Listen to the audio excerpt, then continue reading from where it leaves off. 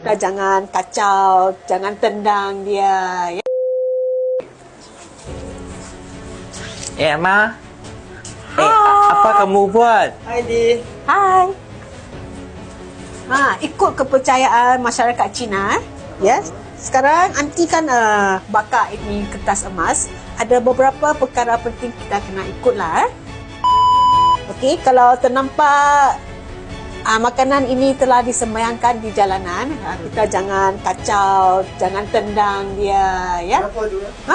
Sebab kita kena respect kita lah. Ya, kalau tidak nanti tak baiklah. Okey, lagi satu ialah bila sudah keluar jangan balik terlalu lewat, ya. Pukul 7 kena sampai rumah. Kalau tidak tu hantu-hantu akan masuk dalam badan kita, nanti dia ada kacau manusia lah. Okey. Good tu. Good. Ingat lagi satu ialah bila nampak ramai-ramai masuk dalam rumah, jangan kita pukul dia, ya. Ini perkara bagus sebab macam nenek moyang kita mari kunjungi kita, ya. Macam mana kita hidup, kita ada sihat ke, macam itu. Faham?